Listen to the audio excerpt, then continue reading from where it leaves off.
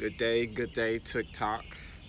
So, I know I've been away for a few days, and quite frankly, it's been due to me handling some business, getting stuff together as far as the brunch lovers. But today, we're not going to talk about any of that. Today marks the 13th year of my mother's passing.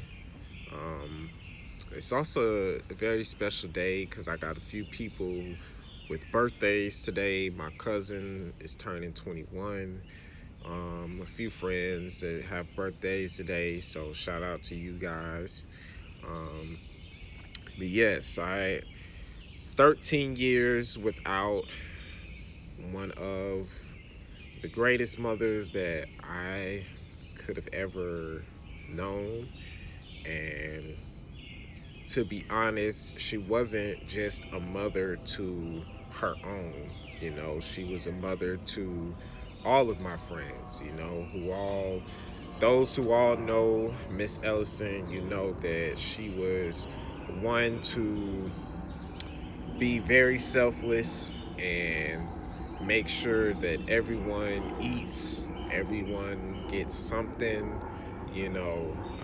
that was just who she was. So, um, I get a lot of questions sometimes about, how I could be so strong or how I could, manage to live without her. And, if I was going just off of my own strength, then I wouldn't be here, just being honest with y'all. Um, I love my mother really, really, really, really, really, really, really bad. And, you know, some people looked at it as me, taking it harder than others. But I don't think so. I just think that, you know, my viewpoint of it was that she was taken from me, back then. Of course, I look at it differently now, but in the moment, I felt like she was taken from me, and that was selfish of me to think like that. But that's just how I felt in the moment, right? So, um, last night I was looking at a verse or some verses from the book of Galatians, chapter 6. And I'm just going to read you guys a few verses today. So it starts off with verse 1 saying, "Brothers, suppose someone is caught doing something wrong. You who have the Spirit should set him right, but in a spirit of humility, keeping an eye on yourselves so that you won't be tempted too." So, right there, it's saying that even if you catch someone doing wrong, you have to be humble enough to not be one to get caught in the temptation or the sin yourself, right? So somebody could be robbing a bank, somebody could be, murdering someone else, and you have to be humble enough to say, I will not follow behind this example, right? So verse 2 says, "Bear one another's sins. In this way, you will be fulfilling the Torah's true meaning, which the Messiah upholds." So now, we talked about before the, two main um, commandments that God gave us, which was to love God and to love one another as ourselves, to honor, each other. And for me, that when talking about my mother, that is what I get that strength from. That is who I get, the one who bear the burdens of her siblings, of her parents, of her friends, and even her children. So just going further, says, "For if anyone thinks he is something when he is really not, he is fooling himself. So let each of you scrutinize his own actions. Then if you do find something to boast about, at least the boasting will be based on what you have actually done and not merely on a judgment that you are better than someone else. For each person will carry his own load." So now I'm gonna start right there for today, but my mother, she was the perfect example of one who carried her own load and also carried the burdens of others. And that verse alone is what got me through the hardest year of my life, which was 2011.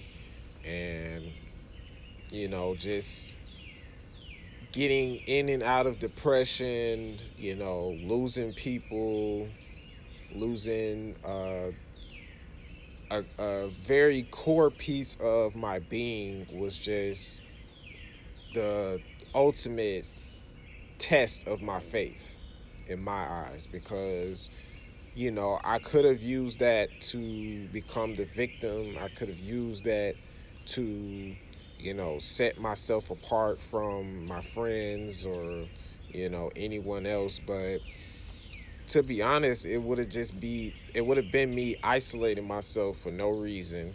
And I've been through that before, and I understand how that feels, and I don't ever want anyone to experience that. But for me, I think that the main thing that I got from it was, when someone else is not strong enough to carry something, it's up to me, the person who is faithful and understands the load and how that can wear someone down, to pick up that load for them, right?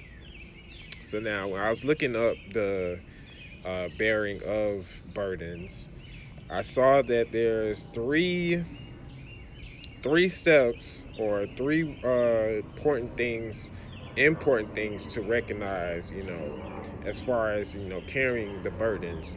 And the first one is that you recognize someone else's fatigue, right? So you got to see when somebody's tired, or if they are just trying to save face.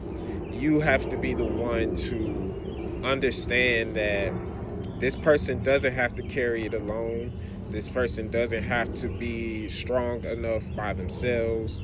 But then, two, you can come alongside them to help them. And for me, that was really all that I needed most of the time. Somebody to be by my side and tell me everything was going to be all right. And I did have that. I had my brother alongside my side. I had friends alongside my side, and to be honest, that was really how I got through most of it. But then the third thing, and not a lot of people is gonna get to this one, but they stayed until the work was done. And that one was big for me, because I had a friend, uh, named Brandon, who he exemplified that. My mother exemplified that. As far as her personal things that she had going on in her life, she just worked through it, and she worked it out until the end. And this is why I say, for me now, going on year 13 without her, that I can sit here and say that I'm in a better headspace than I was 13 years ago. I was definitely in a better headspace than I was 5 years ago. So it's all God's grace, and the help of good friends, my brothers, carrying the load. um and that's it, man. So I hope you guys have a good Wednesday. Hope you found this message to be helpful. And yeah, man, just go love on someone today. Love on your mothers, love on your brothers, love on somebody.